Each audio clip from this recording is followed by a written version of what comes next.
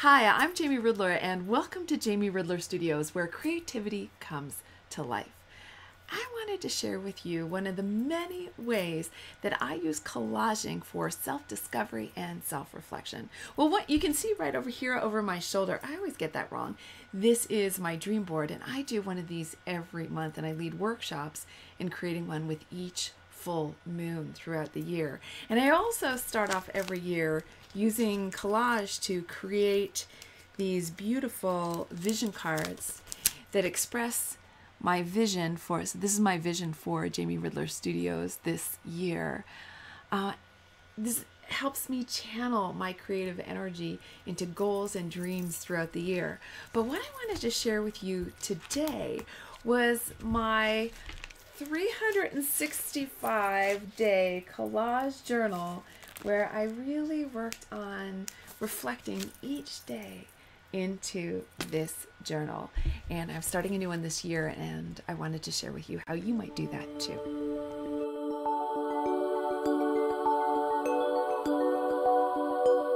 So here's my journal. I had almost forgotten, look at how big it is. I had almost forgotten that I had even made this journal. And for some reason, I've been doing a big tidy up around the house, and it caught my eye on the shelf. So I went to pull it off, and unfortunately, look at this. It had been in such good shape, and when I went to pull it off, this broke. But other than that, this journal has been really pretty great considering how full that I've made it. And I've had some questions about what kind of journal it is. I've got a new one for this year, and this is a Desserres sketchbook. So it's a store brand sketchbook at Desserres. The paper is blank, and it's pretty porous. So when you, if you're thinking about using it for something else, one thing for sure is when you use this with pen, it soaks right out. But it's just been perfect for being a solid, affordable. I think it's around $13, and kind of just awesomely beautiful book. So I enjoyed using it for this process. So when I created this book, my concept was that every day for a year, I was going to create a collage. And that's all I was thinking. I just, spend a few minutes putting together some images, maybe just grabbing something that I like. If I didn't have much time, I could just stick in one picture that I thought was really cool or interesting. If we went to the movies, I could stick in my movie ticket. I could try to capture the mood of the day. And I could really vary how much time or attention I spent on it depending on how much time or energy I had that day, or even how much happened. And what surprised me very, very much was when I went back over this journal, how much it brought me right back to this time period. How it brought me right back to, this one is 2011. And again, I was so surprised by it. This is one of the reasons why I started sharing it and thinking, actually, and the total inspiration for creating a new one, because I thought, actually, this is more useful than I might have thought it would be. So I'm going to show you and talk about a few of the pages, but then afterwards I'm just going to go through, for those of you who love looking at journal pages, I have recorded them, and I'll just do a little so you can have a peek. But some are worth sort of taking note of the different approaches that I took to it. So sometimes, you're probably on a lot of newsletter lists. Maybe you're on mine. Sometimes things come in and it really inspires you. That's one of the things I did was put together, I printed up a newsletter message that I got from Susan Piver. I'm in her Open Heart Project now, in her Open Heart Sangha. And I just collaged a background and then cut up the words of what she had said and turn them into a little bit of poem on the page. And so now I can still look at it, and it takes me back to that time when I discovered Susan. It takes me back to the message that I found meaningful then and now, and it's just a beautiful way of capturing it. Here's a way I just put something that I thought was beautiful. So I have this wonderful dramatic image of a woman, and I originally think I got this because I was collecting images when I was doing theater, and I thought, that would be a beautiful idea for a character. And see this? I'm so excited when I see this. This is my dreams of Paris.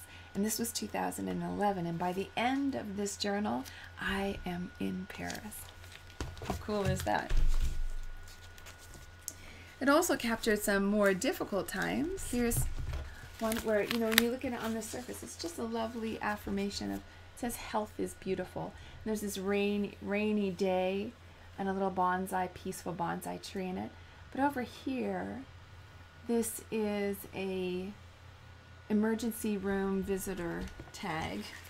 So that was the night that we went to emergency with my mom. So it took me right back there too. And you know what? Especially the rainy day, because we were there and it was a Saturday night and it was pouring rain and it was almost impossible to get a taxi back. Saturday night, pouring rain. So those are just a few of the things to give you an idea of what you can do in this journal. You can keep it very simple, just one image that caught your eye that day that represented something for you that day. You can also glue in things like I did with the emergency room tag, but also movie tickets or train tickets or flyers from places you've gone or that you pick up, business cards from people you meet. And I love that you can build them in the context of the mood you've created for that day. Or sometimes it can be a purely creative exercise. You feel like cutting up some images, making some shapes, and gluing them and playing with collage that way. You can do that too. So I found it a very useful exercise, a totally fun exercise, and a surprisingly meaningful one as I look back on it now. So I hope that inspires you to start exploring how you might use a collage journal to gather your moments of life. Thanks so much for being here. I always love it when you come visit me here at Jamie Ridler Studios. Come on by openthedoor.ca where you'll find lots more creative living inspiration.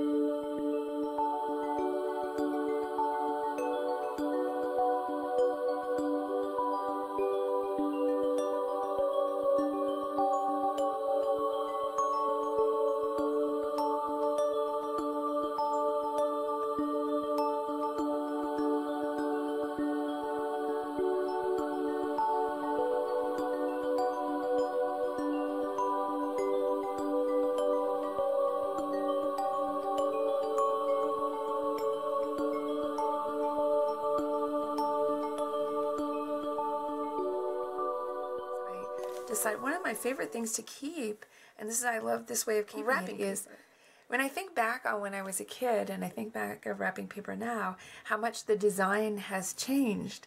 And so again, when you're in it, you don't always realize how much keeping a piece of something is going to bring you back to a certain time. Like I think if I had chocolate bar wrappers or candy wrappers from when I was a little kid going through something like this, it would bring me right back to that time period. So I kept a bit of wrapping paper, and this is my mom's writing to Jamie from Mom. So I love that, and I'll really treasure that. And of course, we always wear the goofy hats that come in a Christmas cracker.